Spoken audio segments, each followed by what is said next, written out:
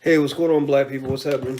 I am I'm here tonight. I have a few extra minutes, and so I'm not going to be in here long. But for the limited amount of time that I am here, I figured since it's Friday night and it's a good time to not give a fuck. So I thought I would come in and literally give you 20 to 30 minutes, depending on how long we talk, to ask me any question and I will answer your question. So ask me any question and I'll answer. And I'm just gonna read out from the chat. What's up, DDS? How are you? Good to see you, man. Is that are you you're a dude, right? DDS? Tell me if you are male or female. Let me see here. Okay. And by the way, make sure you follow me on Instagram. Instagram is the real Boyce Watkins.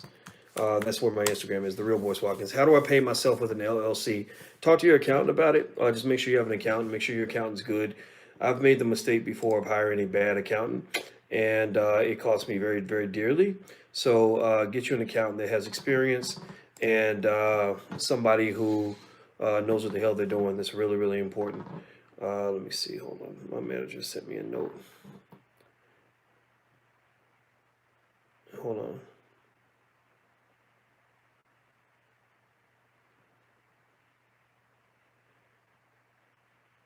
Oh, nice. Sorry. Okay. Sorry. My friend's daughter appeared on America's Got Talent or is auditioning, so I was looking at the video. Sorry about that. It's Friday night, so I'm just chilling. Um, Let me see. Okay. I'm looking for your questions. Feel free to pop in your questions. Okay. How do we form an all black political party? Get some political science experts on that. But Dr. Claude Anderson actually outlines a lot of that in Powernomics. And basically, the goal would be to put forth candidates and to vote as a block based on specific issues that you have. So, I'm not an expert in forming political parties, so I'm not going to sit here and pretend like I'm the guy who could know how to do that. If I don't know how to do something, one of the biggest things that I like to do is talk to people who know what the hell they're doing. So I wouldn't say I'm a political science expert. I understand a little bit about what it means to gain influence and power, but I don't know everything about politics to the point of forming a political party and all that. Because I have to admit I'm a little bit cynical about the political system. Let's see, it's Saturday. I thought this was live. Did I say that it's not Saturday? I thought I said Saturday. Maybe I got the day wrong. We have a conference in December and would be encouraged by your efforts. Okay. Yeah, email me. Email me at manager@boycewatkins.com if you want me to speak at your event, your conference, whatever the case may be. Manager@boycewatkins.com. Dr. Boyce, can you give advice to African professionals in the diaspora based in Amsterdam? Um, well, I mean, a lot of advice when it comes to wealth and power comes down to understanding the three ways that people build wealth, which is through real estate, stocks and bonds, and entrepreneurship.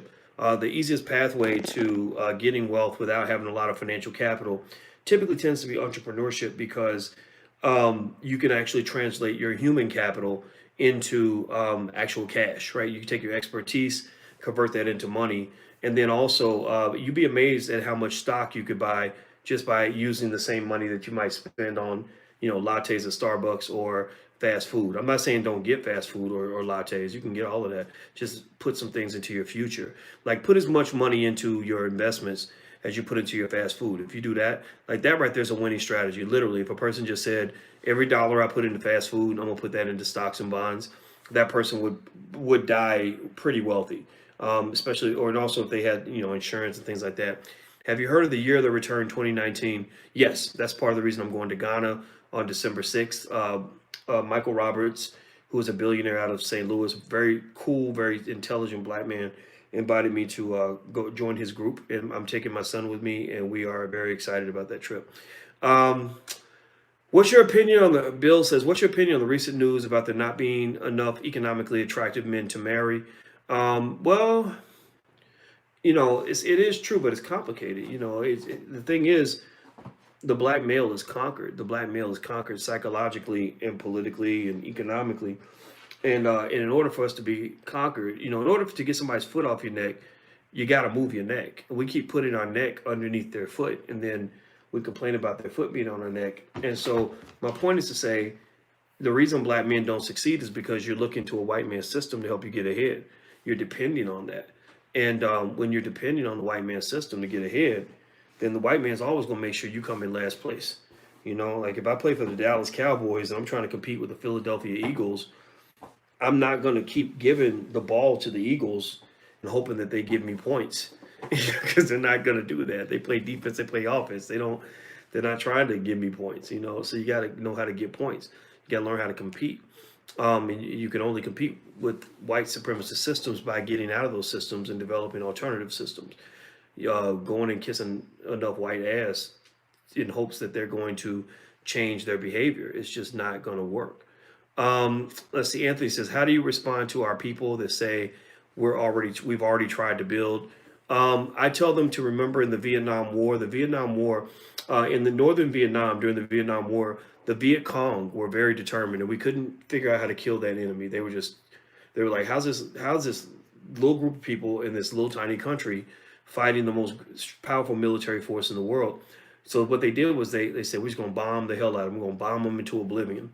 So what they did was they actually dropped more bombs on northern Vietnam than all the bombs that were dropped through all of Europe, all through World War II combined. Like they literally dropped more bombs on that one tiny area of North Vietnam than were dropped on, every European country throughout all of World War II combined by all the countries put together.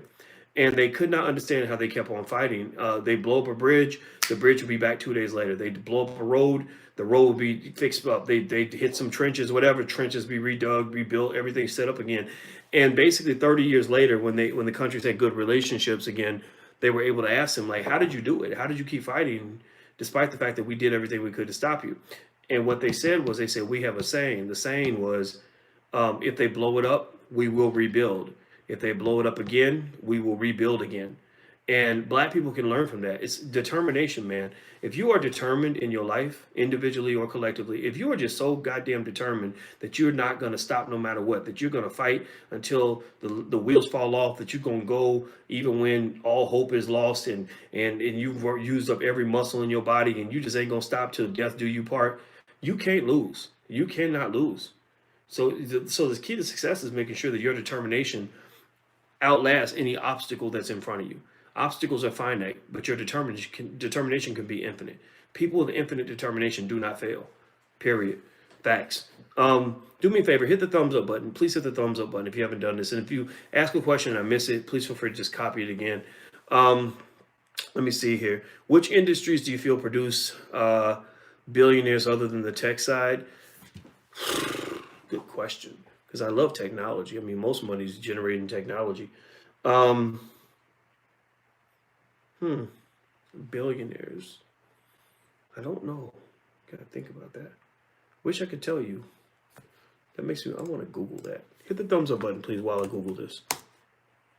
Which industries produce the most billionaires? Let me see. Finance and investments. Oh, duh. Hedge fund managers. Duh. Because I got former students who are like multi-millionaire hedge fund managers now. Fashion and retail is number 2. Let's see, with 235. Finance and investments has 310. Real estate has 220. Manufacturing 270. And technology only has 9% of the billionaires, which is 205. So actually, technology is not even in the top 2. Let's see here. Anthony Smith says, thank you, Dr. B. Let's keep the fight going. Absolutely. How does one learn about stocks and bonds? Says Just Love. Well, I have a great stock market investing program, but I don't want you to sign up for it now. For Black Friday, we're doing a massive discount on my stock market investing program. It is an excellent program. It's better than anything you've ever taken in college. And there's a 30-day, 100% money back guarantee if you're not happy for any reason. So there's no risk to you whatsoever. The URL is theblackstockmarketprogram.com, THE. That's theblackstockmarketprogram.com. But don't sign up today. On Black Friday, we're actually going to do a massive discount for just 48 hours. And you guys will be able to go in and sign up at a very, very low rate. So, it's the best we can do. We can't do everything for free, because you can't run a business with nothing, right? So what we ask people is, we don't ask for much from the community, but we ask you to at least support us as much as our people support Popeye's chicken. because we give you something better. Our education is going to make you healthy. Popeye's chicken is going to kill you. Would you sign Colin Kaepernick to Boyce Watkins Films to do a movie for his life story? Hell yeah. Colin Kaepernick is gold, man. I mean, these companies these NFL teams that are not signing Kaepernick, I don't understand it. I'd like to understand the logic behind not signing Kaepernick. Maybe there's something that they know that I don't know. But even if you don't like this dude, Kaepernick is a good investment. Did you guys know Nike's market value went up $26 billion after they signed Kaepernick? Nike smart. Nike would have signed Ali because it would have been good for business. Cause you got to listen to the people. Like, Kaepernick has I don't even like everything Kaepernick says and does. I'm gonna just tell you the truth. I mean, I heard some of what Stephen A. said. I could feel that. I heard some of what Kaepernick said. I could get with that. I don't pick sides like that. I analyze stuff. And people get mad at me. They think, oh, you flip-flopping, doc. You keep going back and forth. That's because I'm not a brainless motherfucker who's gonna just go in lockstep with what somebody says. I don't do that. I'm not a good groupie. I'm not good at being anybody's groupie. I listen, I observe, I analyze, I see the value in everything. So at the end of the day, whether you agree with Kaepernick or not, that man is he's going to make far more money not playing football than he ever could have made as a 49er, in my opinion. That's just my theory. Mama Ziki says the upcoming estate planning workshop can assist artists with securing their art in the estate for their kids. Yes. Does attorney Nicole Compton have any experience in the area? Yes, she's very good at this. The seminar on estate planning is going to take place actually in 2 days. You can sign up at drboyceseminars.com. That's drboyceseminars.com. There's also a seminar that you can find at drboyceseminars.com that's coming up on how to make money as a government contractor. So we actually found a guy, Walter Cotton III, who's going to basically teach how to go through the red tape to get government contracts. There's a lot of money in the government. You might as well get your piece. So there you go. There it is. Hey, Dr. Watkins, do you have a curriculum for homeschooling parents that is not a monthly payment plan? I would like to purchase the package for myself and my children. Actually, yes, we do. If you go to theblackHomeschoolGuide.com, theblackHomeschoolGuide.com, there is a program there that's in the Black Business School, theblackHomeschoolGuide.com. We use the word black a lot because we just like people to know who we are. In this program, there's actually a one-time payment option or a monthly payment option, and you can get the first month free if you go to theblackHomeschoolGuide.com. And also, we have our business school for children at blackmillionairesoftomorrow.com. That's blackmillionairesoftomorrow.com. If somebody could type it in the chat so others can see it, I'd appreciate it. It's blackmillionairesoftomorrow.com. Untouchable T, what do you think about Judge Joe Brown saying that a black man should be on the $20 bill before a black woman?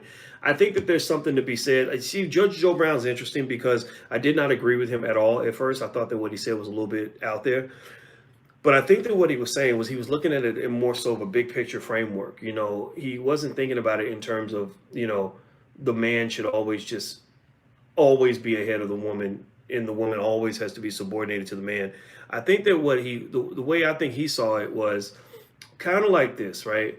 Like if I'm out with my, one time I was out with Alicia, and there was a man who I felt was interested in her, and he kept talking to her, and he did not acknowledge me.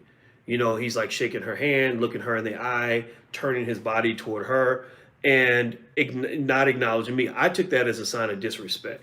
I mean, that man was about to get slapped, right then, because I'm like, no, you're not going to talk to my woman and not talk to me, And so from a masculine perspective, I think men can feel slighted the way one man might insult another man is by ignoring him and talking to his woman instead. And so I think that the way he took it is that one of the ways that the white man has always insulted the black man is he's sort of marginalized him, pushed him out of the picture, so that he can have direct access to the woman, right? And so he's elevating and propping up the woman, giving the woman raises and promotions and stuff like that in corporate America, and pushing the black man to the side. The black man and the black woman apply. They both have the same credentials. The black woman gets in. The black man does not, because the black man is seen as a threat. So I think that, the lack of acknowledgement of black men is yet another way to slight black men. So I see his statement as being more in defense of black men than I see it as being an attack on black women. Because I don't think anybody can make an argument that Harry Tubman doesn't deserve to be on the $20 bill.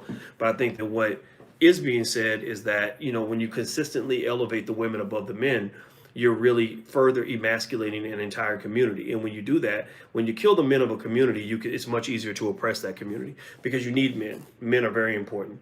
You need men. I don't care what anybody says. If you don't have men, then you have all the chaos that we have now. You have, all these little kids can't read, shooting each other up in the street because their mamas can't control them out here, getting raped by men like R. Kelly and stuff like that because ain't no daddies at home protecting them. Like, we live in a society where people have been taught that men don't matter. And so people are just being encouraged that, if you're not happy with a man, kick him out of the house. And next thing you know, you're trying to do it all by yourself, and it's just kind of a mess. Let's see. Doc was about to slap this. Hey, yeah, I was. I mean, I was about to slap that. I mean, I felt, insulted. Like, wait a minute, you don't do that. You don't come up to a man that's sitting with his woman and talk to the woman and not talk to the man. Like, that's not cool. You definitely need men, but Judge Joe Brown is dead ass wrong. Well, you have a right to say that, Jamal. I'm not gonna say that you're wrong entirely. I don't agree with everything Judge Joe Brown says. I felt like when he was challenging the Breakfast Club and calling them all those names and trying to get them to come out and debate him, I saw what he was doing.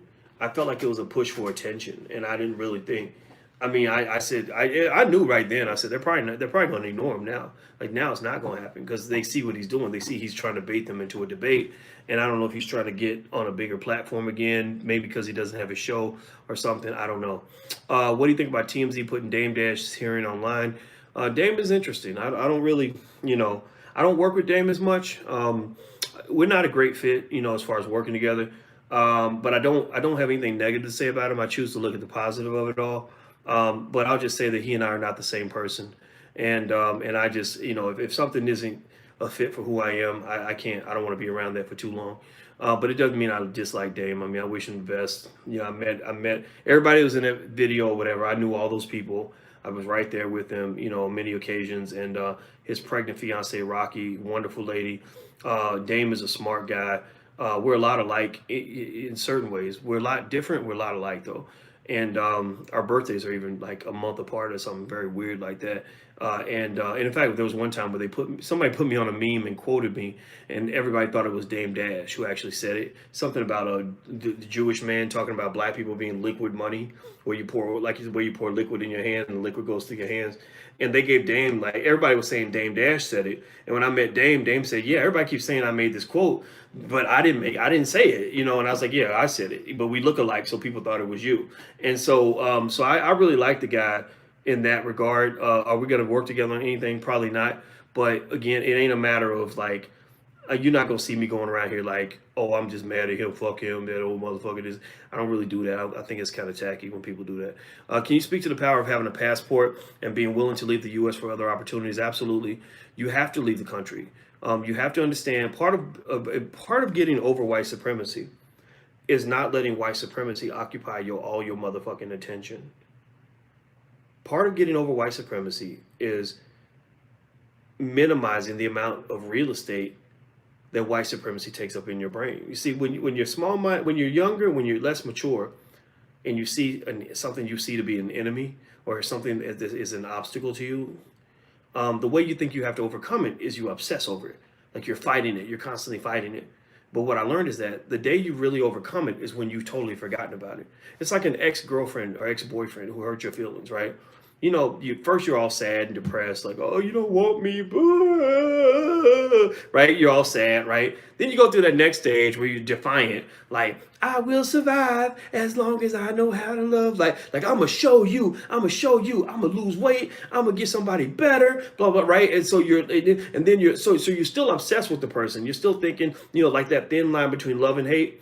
You hate them because you still love them, right? You have emotional reactions to them because you're still connected to that person. So if you want to know who they're dating, you want to know if they're happy or not, right? You want to be happier than them. You want to look better than them, right? But then what happens is, I think you go to a third stage where you're indifferent, right? The opposite of love is not hate. The opposite of love is indifference. So if you get to the point where you're indifferent, that's when you find out, like, somebody says, oh, so-and-so, she's dating so-and-so now. And you're like, oh, that's cool. Good for her. I hope it works out for her. You know what I mean? Like, you don't really care. good or bad, one way or the other.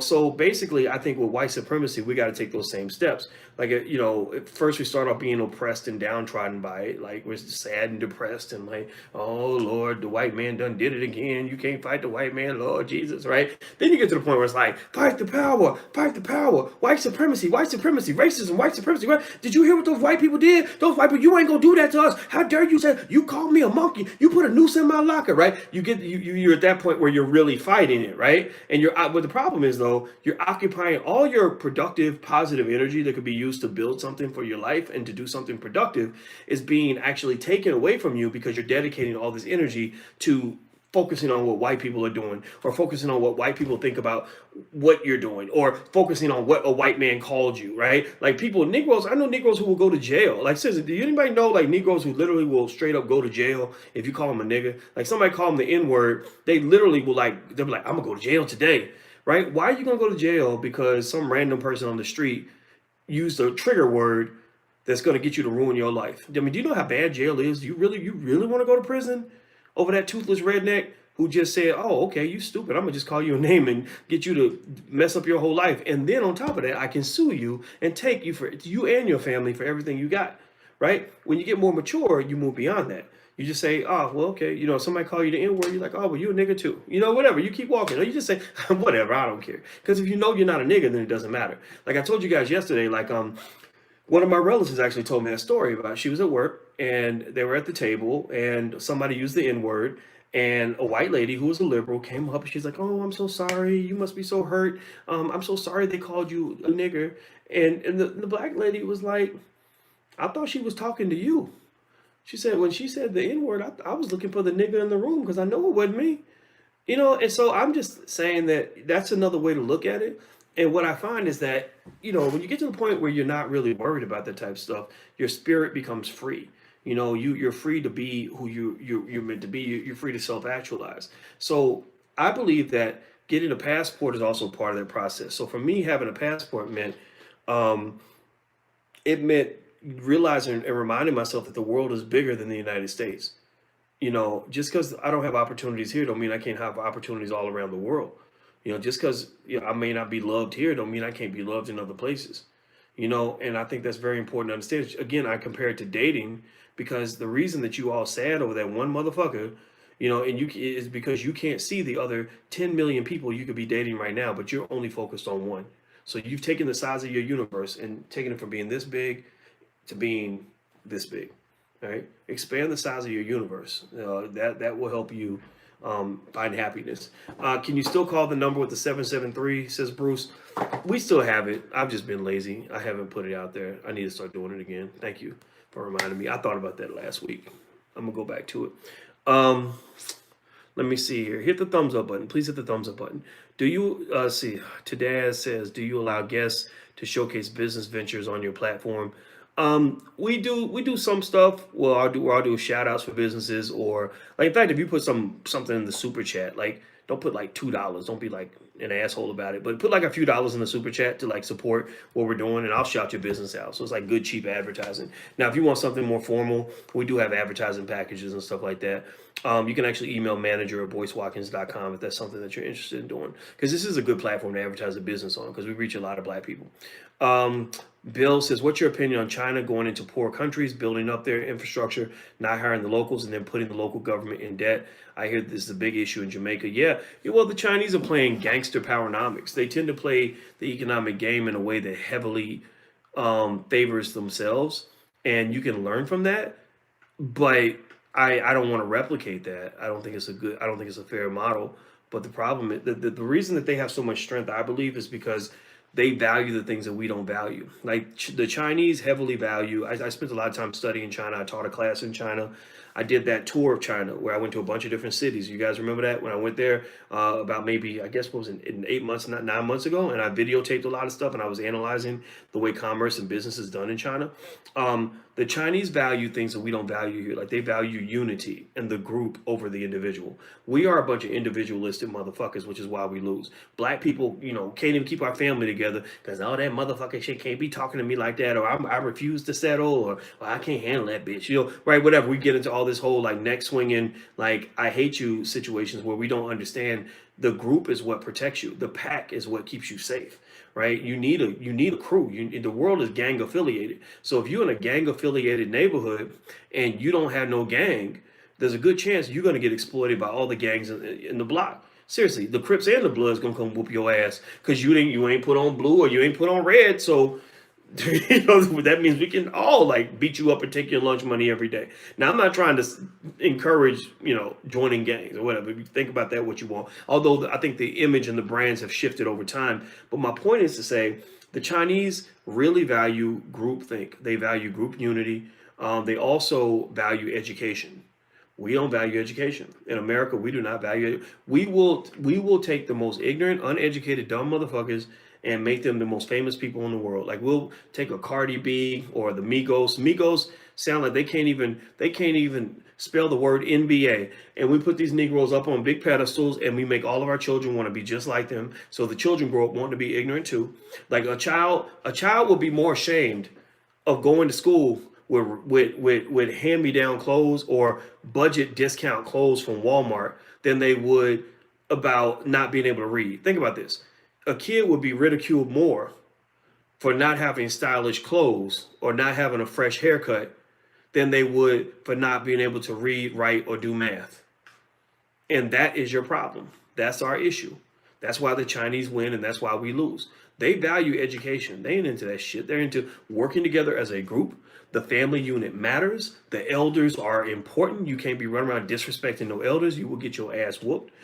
They do all the things that we don't do. They save their money. Their savings rates are insane. They spend money now. Don't get me wrong. Asians will spend money. They love to invest. They love to gamble, and they're not perfect.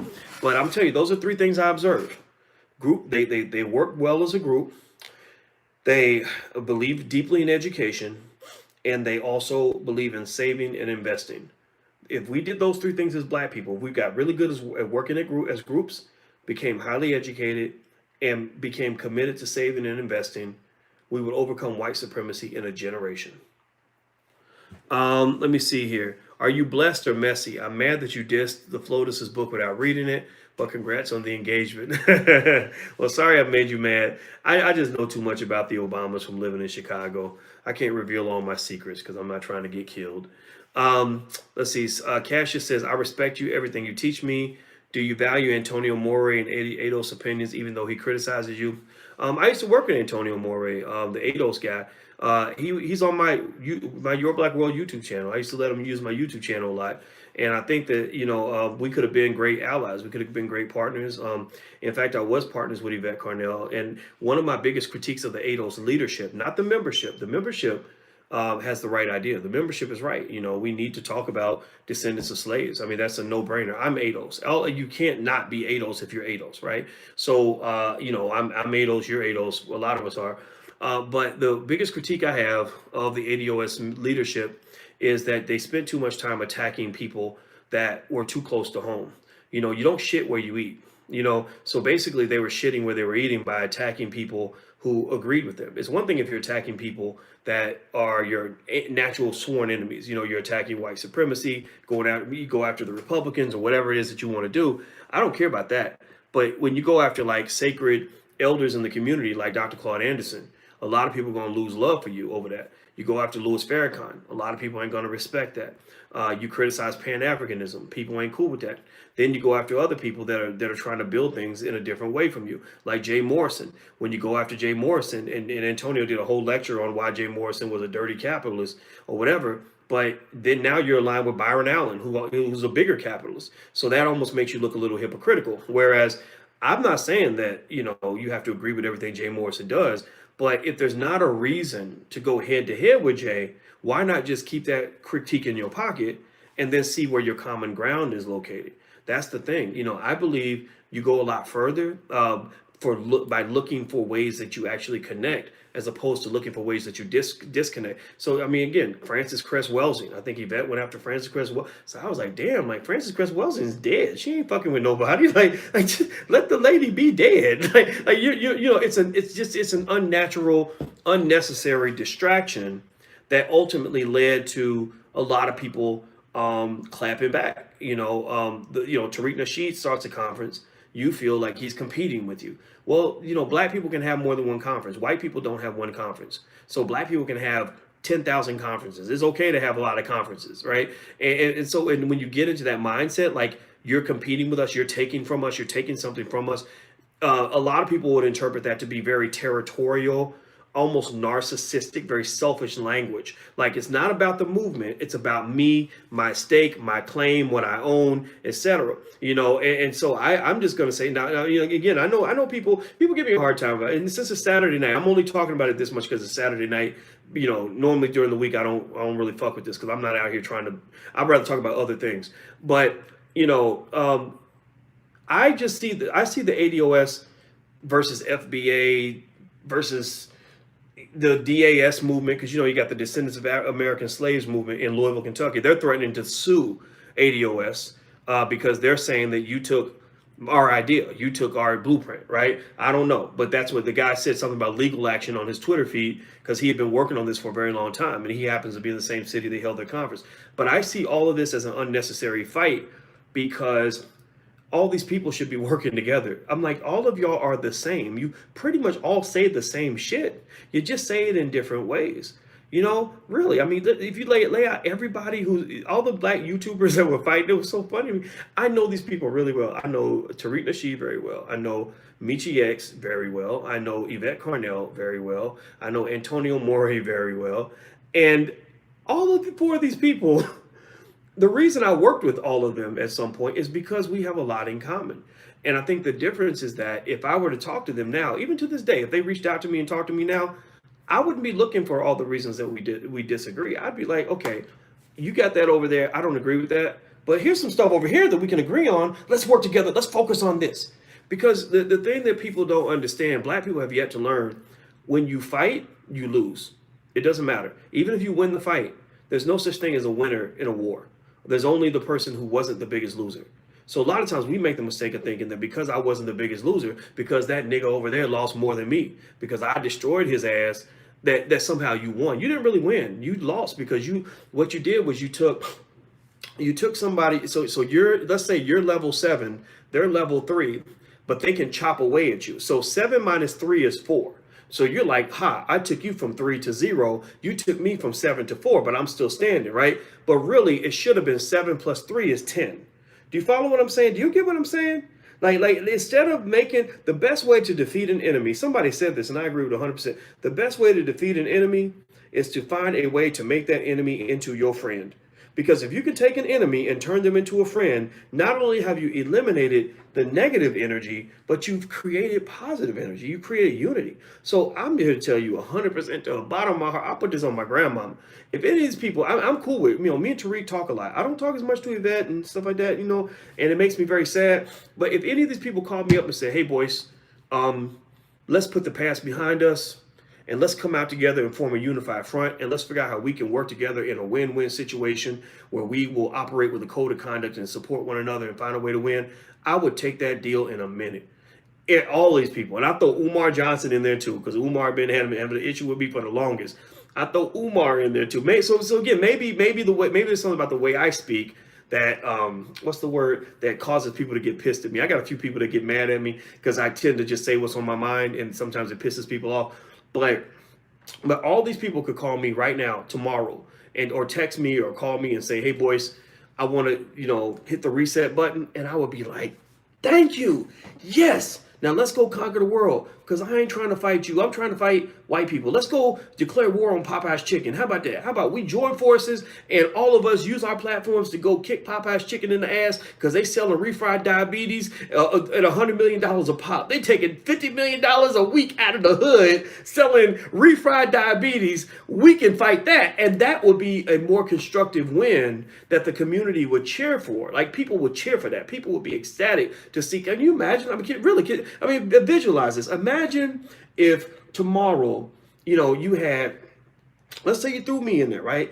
And then you had Tariq and Michi X and Yvette Carnell and Antonio Morey, and then I grabbed Dr. Claude Anderson, then Umar Johnson and whatever, and Roland Martin, and we all were on a team and said we're all coming after Popeye's chicken as a unified force. We formed a coalition to go and deal with the fact that Popeye's Chicken is selling refried diabetes and robbing black people at the same time.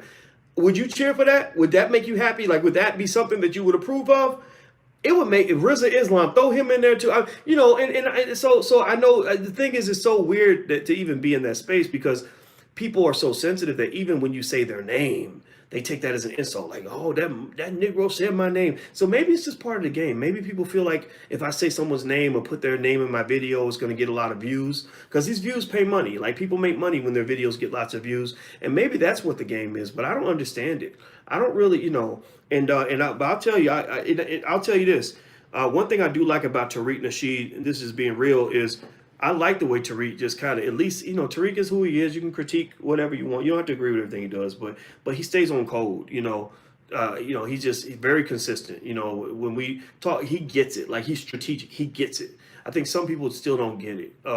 You'll never go far by always just focusing on yourself as an individual. You go further when you form healthy alliances with people, and you choose your enemies very carefully. You got to choose your enemies very carefully. He said Roland Martin, though. Yeah, Roland Martin ain't all bad. I mean, Roland's got his issues, right? We know the issues, right? But Roland ain't all bad. I just see the good. Alicia makes fun of me for that, but because I just tend to be an optimist. I don't believe anybody's 100% bad. I don't feel that way about anybody. Let's see here. Did you steal Michi's domain name? No, I did not. That's my domain name, and I'm not going to really talk about that. But I can just say that we had contracts, and contracts were violated. And so because contracts were violated, I just chose to walk away from certain situations. I've had people I worked with, and if I can't work with you no more, I just can't work with you no more. But it's just, I mean, people don't say what they're going to say. Let's see here. That should be the Revolt Summit. Yeah, it should be. I think Diddy's doing a good job with the Revolt Summits, though. Can you interview Dane Calloway from I'm Just Here to Make You Think? I don't know who Dane Calloway is, but I'll check it out. Wesley Muhammad, good brother. Yes, he is. Wesley Muhammad, another guy that stays on code. I love Wesley. I'm participating in his event in January in Chicago. It's going to be a manhood event. It's going to be very good. What's your opinion on, Patrick says, what's your opinion on Dr. Amos Wilson's blueprint for Black Power? I'm not going to tell you my opinion. I'm going to show you my opinion. I have the book right here. And it's an amazingly, look at that, 900 pages. And so shout out to Amos Wilson. I got his book right next to Dr. Claude Anderson's book, and I was actually going to incorporate that more into my conversations. Let's see here. Does anyone here believe that the black people in America are the true biblical Hebrews? I don't get into religion like that, to be honest with you. Yeah. Patrick, music disc jockey, Dr. Boyce, I want to interview you. I don't do a lot of interviews, but sure, you can reach out. Email manager@boycewatkins.com. That's manager@boycewatkins.com. What do you think Tommy Sotomayor won't stop talking to you? Why do you think Tommy Sotomayor won't stop talking to you? I don't know what that means. About you. Oh, because Tommy is a good... Here's Tommy Sotomayor. Tommy Sotomayor is a guy who is an excellent radio show host. He is a black Rush Limbaugh to an extent. He doesn't have the same politics as Rush, but he has a similar style. Tommy knows a lot about how to build an audience. He has a great radio voice. He has excellent equipment, better than mine. And he knows how to build an audience. And that's what radio and entertainment's all about. I don't take a lot of what Tommy says very seriously because Tommy... he knows the formula for, creating controversy and views and stuff like that. So I think Tommy brings my name in because you put my name in your video, you're going to get more views from it, right? So that's what I think Tommy's MO is. I don't even know if Tommy even takes a lot of the stuff he says very seriously, to be honest with you. I don't think he's a stupid guy. I think his partnership with Michi X was a little bit weird. It didn't quite add up. But it is what it is. Let's see, 82 Atlantic. Why do you keep talking about Tony and Yvette when you said you weren't fighting with black people in 2019? Oh, I'm not fighting. Just because I talk about you don't mean I'm fighting you. But I will defend myself now. Don't get me wrong. I was hit on pretty hard for a very long time and didn't say much of anything. But I did actually say some things when I found out about Norris Shelton out of Louisville, Kentucky, my home city, who created the Descendants of American Slaves movement. And there was a lot of belief that there was a co-opting, that they had co-opted his movement because they had their conference in the same city. I introduced them to Dr. Kevin Cosby, who hosted the ADOS conference in Louisville. So I know I know North Shelton's hood. I know that he studied there. So it's not a coincidence that he happened to study at the place where they had their first convention. And I think that they could have probably done it better by mentioning Norris's name. You know, this is an elder, man. He spent 50 years creating the Descendants of American Slaves movement. And from what I gathered from Norris's Twitter, Norris too feels offended that, you know, that all this is going on and people are acting like they did it. They were the first ones to do it. And I'm just telling you, you know, people were talking about reparations before we were born. And I just think you got to show respect to the elders, you know. So I'm just kind of thinking on that particular issue. I found it also ironic, given that when I express support as an olive branch, I initially said as an olive branch, I said, you know, to Yvette, you know, because I think Yvette's smart. She's I don't like everything about her personality, but she's smart. And I just said, I support the ADOS movement or something on Twitter. That's all I said. And then she came back, you're not going to co-opt this movement. You're not going to take this movement. And first of all, I was like, well, I thought ADOS was just a designation. I didn't know that there was a leadership structure. So I didn't know I was stealing something from you. But since you mentioned it, okay, fine, fuck it, I don't care. But then it's like later on when Norris Shelton pops out and says they co-opted my movement, again, it's kind of a hypocritical thing to say, don't co-opt my movement, but yet there's somebody out here saying you co-opted their movement. So go look it up. Don't believe me. Don't listen to me. If you're not sure or you think I'm just bullshitting you, this is all documented completely and fully on the internet. Like you can go Google all of this shit. This is not me making these things up. So that's my 2 cents. Dame Dash, is he good? Is he okay? I have no idea. Dame is you know what? Dame is a smart guy. He's a survivor. And I think he's going to be all right. Bruce Wayne, Boyce, what do you think of people that get mad over your opinions? I mean, I don't know. If you ain't making somebody mad, then you ain't really doing nothing interesting. I'll tell you that much. I mean, you can't go through life looking for everybody to love you. That ain't going to work. Believe me, I tried that. That don't work too well. You can't be scared to be yourself, man. You know, you're going to have people that, you know, they're not going to like it. And I personally believe that differences of opinion are what make the world go around.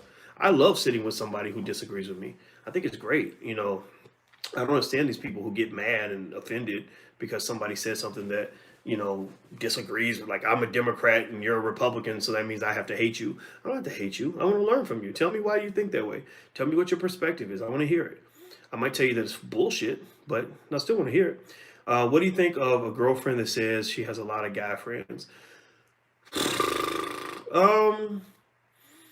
Man, I guess it depends on what kind of guy you are. I mean, I guess it maybe depends on how much time she's spending with these other guys. You know, if it's like a lot of like trips where they're all going places together, you got to be really disciplined to deal with that. I don't know. I'd be very thoughtful and careful about that one.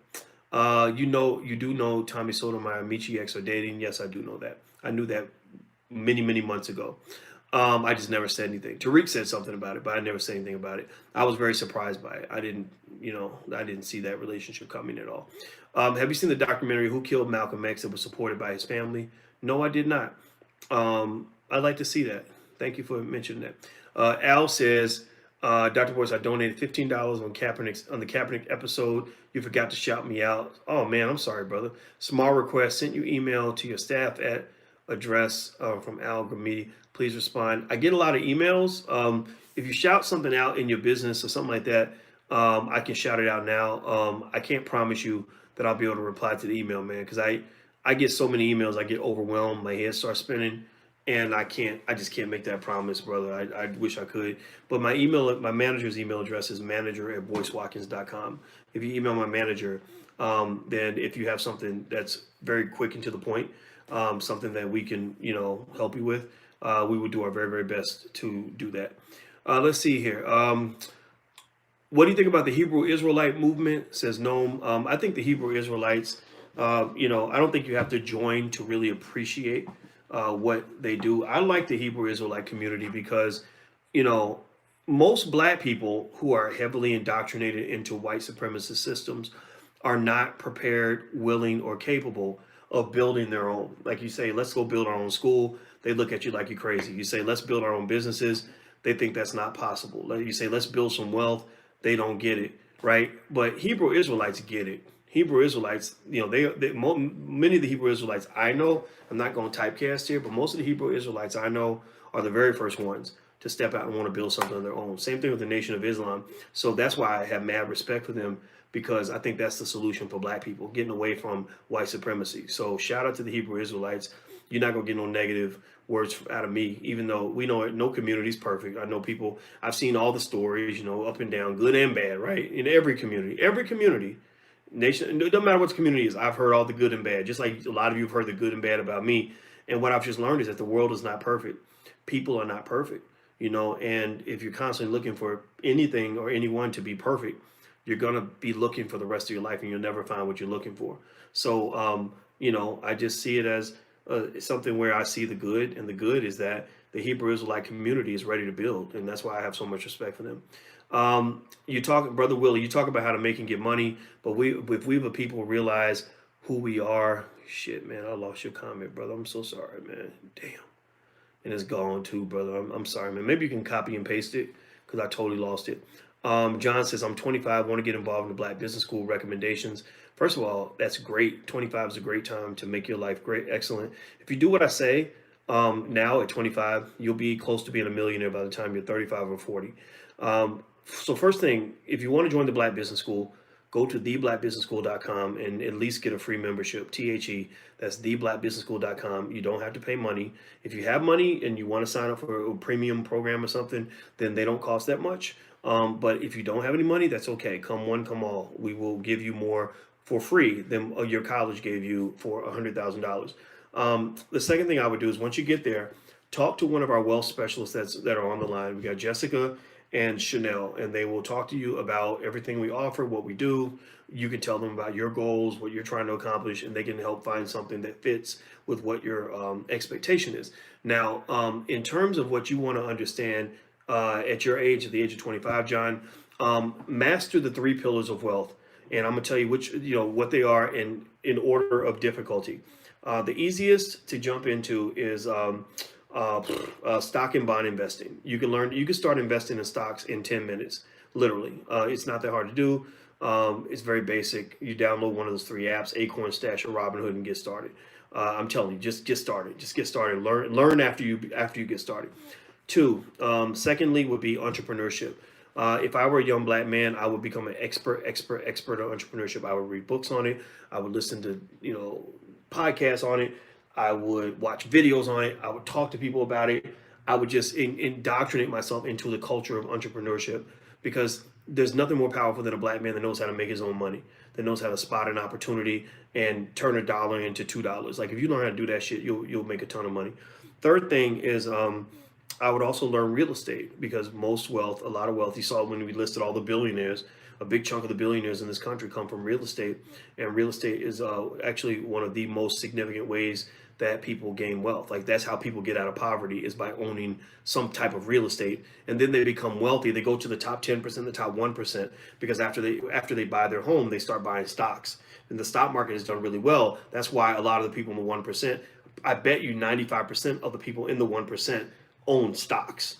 I bet, just a ton of them do. And the stock market's taken off. So if you haven't invested in the stock market, what's happened is that, your partner, your friend, you start off with your friend and you're at the same level. Your friend starts investing in stocks and their wealth is going this way. Your shit's staying flat, because you're not participating in the great economic revolution that's occurred in this country in the last 15, 20 years. So that's the goal, right? Resources. I see Michael uses the word resources. The word resources is the most important word for the 21st century and beyond for black people. Accumulate resources. Let's see here. I see the homeschool curriculum is $9.99. We also have a Black Friday sale in this curriculum. We can arrange something for you. How about this?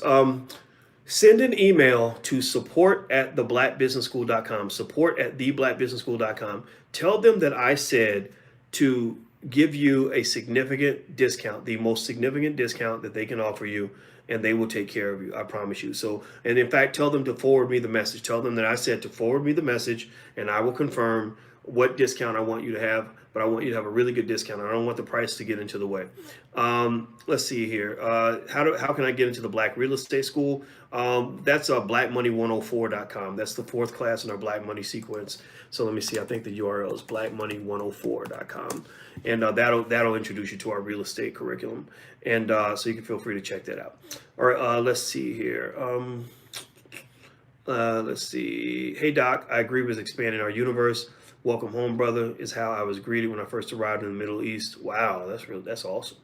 That was Zach's comment. Rio says, I thought he didn't like women with black blood. Oh, I don't know who that was. Who are you talking about with that? Let me see. I might have missed that first comment there. Are you going to the Breakfast Club? Says comment. First of all, thank you for your donation. And the answer is not anytime soon. I was supposed to go on there, and I swear I'm not making this up. Right in this phone right here that I'm doing my Instagram on, Charlemagne texts me. We text like the last couple months has been like at least a couple times a week, and usually it's about something political or something that's happening. He did, and he asked me to come on. I said okay. We email. You have to email a guy. I forgot the guy's name, Eddie. And he said we email Eddie. We didn't hear back from Eddie. And then we email Eddie again. We didn't hear back from Eddie again. And then I hear Charlemagne up. I'm like, hey, we're not hearing from Eddie. He's like, oh, I got this. So we email Eddie. Eddie emails us back. And we're thinking everything's good. But then Eddie stops emailing again. And then we're like, so something had come up. So usually with shows like that, here's the thing. If you ever are trying to be on TV or radio or anything, you have to be super patient and super respectful, because big national media outlets are insanely busy. Like they're literally getting calls from everybody trying to be on the show. So sometimes you might get trumped by a bigger story or a bigger celebrity. Point blank period. Think about this. It's the Breakfast Club, right? So if you got a choice between having Dr. Boyce Watkins or Cardi B, like whose call are you going to take first? Who are you going to make that slot available to? So when something happens and it gets canceled, my assumption is, well, they probably ran into a bigger, like a famous rapper. Maybe Rick Ross became available, and it is what it is, right? It is what it is. Like I don't get disrespectful, because Charlemagne is a guy. You'll never hear me talk bad about him, because that brother has been good to me in terms of respect. Like I was on the Wendy Williams show like 6 times when he was working with Wendy. I've been on the Breakfast Club 4 times, so he can never have me on again ever. And I still won't say anything negative. He can literally have that happen 10 times. Each time he actually has apologized. Like he was like, man, sorry, brother's been real busy. Well, shit. Right now, being Charlemagne the God is kind of a big deal in the world of hip hop. He knows everybody. Everybody knows him. So, so I don't take any offense to it. It is a little bit inconvenient, right? Like I was, like I'm kind of like, damn, like, man, like, okay, I'm trying to figure out, should I get my plane ticket or not get my plane ticket? I'm not getting a plane ticket unless I know for sure, unless we confirm, right? And so you're not really sure, but it's not like I'm mad. I don't get mad at him, because that's the thing. I think this is something I encourage you to consider. It's like if somebody's really done right by you over a long period of time, and then they do wrong, or not even do wrong, even if they can't keep doing something that they might have done in the past in the way that they did it in the past. Like you can't just get mad and go off and be like, man, fuck him. Because I've seen that. I've seen people who have this like, what have you done for me lately mindset. You know what I'm talking about? Like people where you could do 1,000 things for them, and then they ask you for another favor and you say, I'm sorry, I can't do it. And suddenly it's like, well, fuck you, you motherfucker, you ain't shit. And next thing you know, they blasting you and all that. I think that's the thing that's probably actually been really confusing for me, is that I've had people do that. Like literally some of the people that I've seen who've been the most belligerent about me online, like talk the most shit about me, were the people where I've been over backwards 1,000 times, like it's to where I'm like, what are you doing? Like, do you not remember anything that I did for you? Like, is that the way the world works? It kind of makes me a little bit sad. I don't get it. I really just don't get it. But anyway, ain't no point in complaining about it. It is what it is. But I'm just telling you, like, it made me go out of my way to not do that. Like, I'm not gonna go out here and be like, man, fuck Charlemagne, man. He told me I was coming on, and then he didn't. Da, da, da, da, da. No, man, Charlemagne is good with me, and I told him, I'm like, it's all right, brother. Don't worry about it. At your convenience. When you're ready, you just let me know, or if I'm in New York, I'll let you know and we can make it happen. It's gonna happen at some point. It just may not happen right away. And it certainly so as fuck ain't gonna happen when I choose it. That's his show. right? That's why it's important to have your own platform too, right? Because I have a place I can go talk when I have something to say. And he does watch this show. He is on our email list. He does see the things that we put out there. Let me see. Dr. Boyce, please discuss the SCOTUS case with Charter and the Civil Rights Act of 1866. I think that Byron Allen is winning this lawsuit in the court of public opinion. I think Byron has succeeded. He has won already, to me, for the community. The community's already won because Comcast is probably going to change their budget and their behavior as a result of all the negative publicity they received from the Allen case, and also from the fact that even regulators were calling for Comcast to be busted up as a result of the lawsuit. So we've already won. The community's already won. The only question left to answer is, will Byron Allen win? I don't know if Byron Allen's going to win. Because Byron Allen's, he's trying to get all his little shows on Comcast. It may come down to the case where they might say, Byron, we're not letting you in. Like, just go away. But at the same time, they let in, 5 or 6 other black networks, and they say, oh, we like black people. Here are our new black friends, Byron, motherfucker, right? That's what people do. That's what the institutions will do. They'll be like, well, fuck you. We're not giving you anything, but we're going to take care of this person and this person just to show you that we're not racist, right? Just like the NFL said, we don't want Kaepernick ever, but we'll take Jay-Z. We got Jigga now. Like, we don't need you. We got Jigga, right? That's what it is. That's how it works. Tariq said Byron's cooning. I don't know if he's cooning. I mean, he's got the white wife, but I don't know if that automatically makes you a coon. I mean, I guess it makes you different. For me, I would marry a white woman, but I don't know. Let me see here. Travis, can you really make money with real estate? First of all, thank you for your donation. I appreciate it. He says, can you really make money with real estate with bad credit and no money down? Can you give a tip or two? The tip I would give is look into the FHA programs. They have a lot of great programs for first-time home buyers. It's not as hard to get the loans as you might think. There are lots of sources out there. A lot of people don't try because they think that they're not going to qualify. I encourage you to try, but I also encourage you to get guidance from the experts.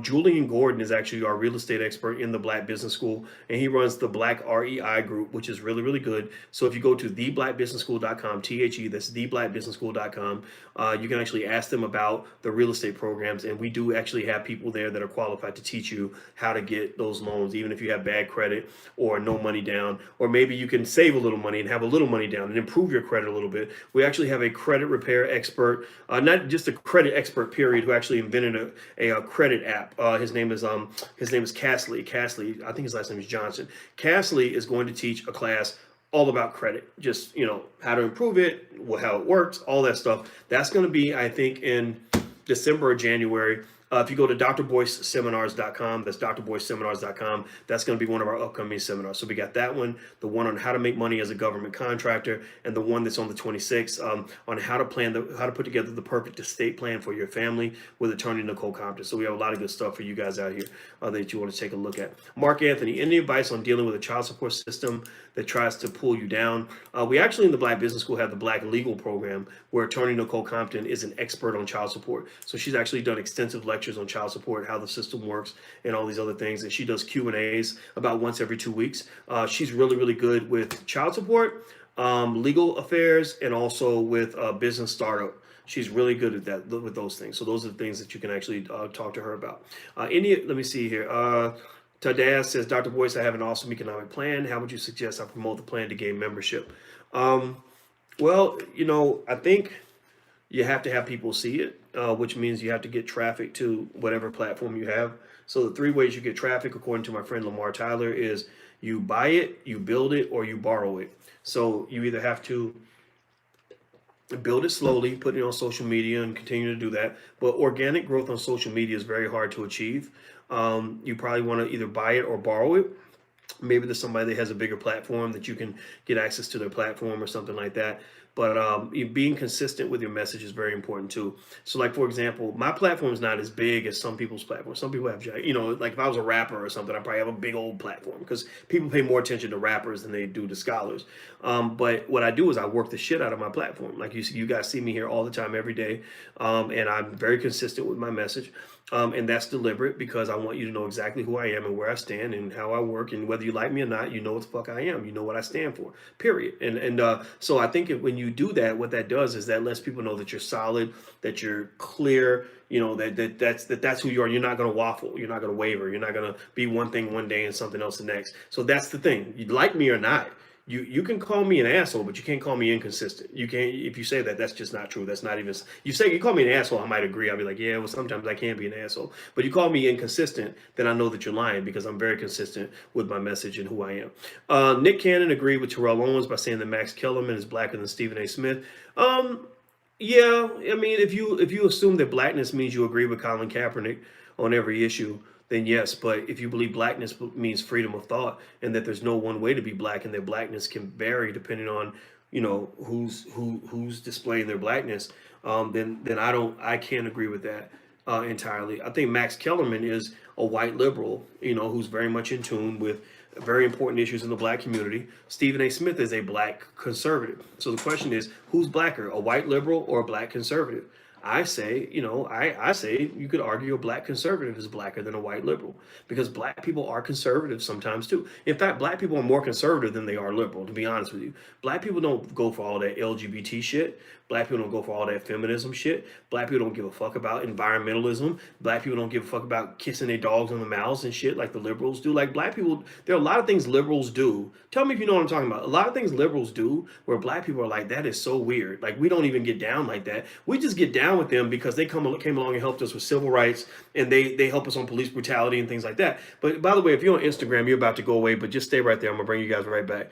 But seriously, like I just really think that we got to get beyond this idea of believing that, you know, if you're black, you have to be liberal, you have to be a Democrat. And if you're not liberal and you're not a Democrat and you don't agree exactly with what Kaepernick is doing, that you're not black enough. I don't look at it that way. I just don't. And I know people might think that's cooning. I don't care what people think. It doesn't matter because I know I'm not a coon, so I don't really care what you think. You know, because at the end of the day, you know, Kaepernick ain't perfect. Seriously, Kaepernick's got a strategy, but his strategy is not foolproof. And it ain't like none of these people are doing all this for the community, right? Kaepernick has probably between 20 and 40 million dollars in the bank, right? He's a multimillionaire who's criticizing Jay-Z for being a capitalist. And I'm like, but you're a bigger capitalist than a lot of people. You got $40 million in the bank, bro. Like, doesn't mean that you're a bad person. Like, money is okay. Where do we get that from? Where do we get this idea that somehow if you make money and you're black, you are a corrupt, evil capitalist? Where did you get that? I mean, it's a serious question. You get this because a lot of people that lean to the left, some lean extreme left into socialism and communism where they vilify the rich on a regular basis. They vilify rich people. I don't believe in vilifying rich people because the black community needs rich people so we can build some goddamn infrastructure. We can't have everybody run around here broke and butt naked, run around the fucking diaper with a hole in it trying to survive when we're trying to build a community. You cannot build a community when everybody's poor. So Jay-Z was absolutely correct when he said, I can't help poor people if I'm one of them. Right? So I'm not trying to say he's perfect. I'm just trying to say that he's got a point. Right? So Kaepernick, again, I mean, whoever, you know who I support the most? I support anybody who is making infrastructural changes in the community. And I don't really see a lot of people out there doing this. The people I support the most, from my perspective, are the ones who go to a hood and say, we're going to build 10 schools in this hood for black children. So black children can be educated by black teachers and be properly prepared to compete in the world. I would not give a flying fuck if you voted Republican in the last 25 elections. It would not matter to me. If you're helping black children get a solid black education on black history and self-empowerment and building their own community and how to make a dollar without begging a white man and kissing a white man's ass, then I cheer for you. I support that. I love it. Because who you are politically is secondary to where your loyalties lie and where your investment is going. A lot of these motherfuckers out here talking about they pro-black and woke and black fist and all that. They do a lot of talking, but ain't doing no building, ain't creating nothing, ain't building nothing. Seriously, they could tell you, they could criticize all day, but ain't building. Show me how many kids you've educated. Show me how many jobs you've created. How many black people have you helped to feed their children or to make a better life for themselves? If you can show me that, then that's what's going to impress me. And at that point, I don't care what your politics are because I know what your politics are based on what you did with your money and what you did with your labor. Your actions tell me more than your words. And we got a whole lot of so-called fake woke people running around here doing a lot of talking, but ain't doing a whole lot of doing. And we got to get past that. Seriously, rhetoric is a good start. Rhetoric is okay. There's a place for talking, right? Talking is important, but talking has to convert in something substantive and meaningful that gets the result. You must solve a problem and achieve a goal, right? So that's it. All right, guys, I gotta go. I got my woman upstairs. I got her waiting on me, and I think she's ready. Hey, babe, you ready? We're gonna watch a movie or something. You wanna come and say hi to my friends? I've been talking so much shit on the internet. I'm gonna get in so much trouble. What'd you say? Just all kinds of stuff. Just I did my Friday night confessional. What'd you confess? Everything. I just told them exactly what. Didn't I? Wasn't I honest? Didn't I tell you guys exactly what I was thinking? Right. So I'm. What was on your all the mind? hate. I missed the whole thing. It was everything. We talked. I literally told them I'd answer any question you ask on Saturday night. I will ask. You can ask me any question, and I will answer any question. Oh, here we go. Like, what do you think about Dr. Umar Johnson's school? I would like to see a school, and then I can tell you what I think His about school? it. Yeah, if he shows me the school, then I will support it. I made a small donation. It wasn't much. It was like $25. But he doesn't believe it. He says I have no record of Dr. Watkins making a donation. Well, I didn't put no fucking. It's in the PayPal or something. Wherever the link was, I did give money to it. Like I'm not gonna make it up, but it wasn't a lot. It was like $25, and I gave $5,000 to Freedom Home Academy International. Now, how about this? If he just as an olive branch, if he does build that school and I see that school, I will do a tour of the school, promote the school, and make a donation to the school. And in fact, I actually lost a friend. I had a friend. There's this lady at Princeton, and I think she might be LGBT. I'm not sure. I think that's what pissed her off because she hated Umar, right? She couldn't stand him, and so she hit me up. I forgot Imani Perry. And Imani literally told me, I got that Facebook message. I gotta go find it. She said, since you support Umar Johnson's school, I cannot be your friend. I cannot be associated. She with can't you. be your friend because of what you did. Yes, and I told her to fuck off. I said, fuck you. Like you're not gonna tell me. Like you mean to tell me you're not gonna associate with me because I want to support this brother's school? Like, are you kidding me? So it makes me sad. Like I lost a friend, an important. She's a Princeton professor. Like obviously she's like smart. I'm sure that can benefit me in some way, right? But I told her to fuck off. I said, I'm sorry. Well, you can't tell me who my friends are and what I can support. Like that's crazy. Like that was in the beginning of cancel culture when they started canceling people just because because you believe something different from me, or I'm not going to be your friend because you voted for this person or that person. I don't do that. I will never tell somebody I'm not going to be your friend because you voted for Trump or Hillary, because I don't think it matters. Honestly, it doesn't. Okay. So anyway, she wasn't much of a friend to begin with. I know she wasn't. I thought we were becoming cool with each other. I let her. Her loss. I invited her to participate. I invited her to participate in the event. The event I did in 2013, where I invited Mark Lamar Hill, Cornell West, Tia Brown, and Imani Perry, and a couple other people in Brooklyn. And we still have video footage from that. Actually, it's abncdigital.com, All Black National Convention, abncdigital.com. If you go there, that video's still there. And I basically invited them all in, and we did like this thing in Brooklyn. What you all talk about? Everything that was black. The new paradigm. It was called Wealth, Education, Family, and Community: A New Paradigm for Black America. I also did another one with Minister Farrakhan in Chicago, and I remember you doing that. Yeah. I didn't go to it. I was the fat voice at that time. I was still chubby. I know, and and it was really cool. Like and so it was just kind of like. I think I didn't have an understanding of how the politics work in America now. Like with online energy is so crazy and so toxic. Like everybody, it's toxic. It's like, well, it can be very toxic for some in some spaces where people are just running around shooting each other down, like pew pew pew. And you I do not spend a lot of time on social media, which I think is pretty ironic. Yeah, because that's your whole life. Well, what I like about it, don't see what I like about it is I like the fact that there are people out there that have sense, right? Mm-hmm. And I can talk to people that kind of get it, right? But then you have a lot of people that don't get it. Like I have to have moderators in the chat that are shooting down assholes that are coming into the chat. Here's what I don't understand. Like if you're saying something and it doesn't resonate with you, why don't people just turn it off? Like, why should they say? Well, actually, I don't understand. Well, I believe that a lot of the trolls are just people that have no life. They have no, they literally they get pleasure out of if they like it, being disruptive, right? They don't, right. So I actually feel like these are kind of like miserable fucks for the most part, and but I think in general, what I do though is I actually I think one area where I'm different from the online world is I kind of like to hear from people that disagree with me. I like hearing their perspective. It does not offend me. Even if you hate black people, if you're not a threat to me, it doesn't offend me. I really want to understand you so that I can figure out how I can navigate in the world better. Because you navigate in the world better and find what you're looking for if you achieve understanding. And I think that when you are disregarding and dismissing people, for no reason, or because you dehumanize them without even hearing them out, I think that you're actually putting yourself at a disadvantage because you're turning half the world dark. Well, yeah, I don't throw everything. Like most people I listen to, I agree with about 70-80% of what they say. Mm. I don't have to agree all of it. That's Some of the stuff you say, I mean, we agree. Oh, we don't get 80% of the time. Oh, she got mad as hell at me today when I did the R. Kelly video. She was like, Boyce, well, I just think that you have to understand. In fact, I don't even want to talk about it. Let's not even because bring it because up. It'll be an endless circular conversation that will never end. And we ain't gonna have that one in public. But no victim blaming here. Well, anyway, so okay.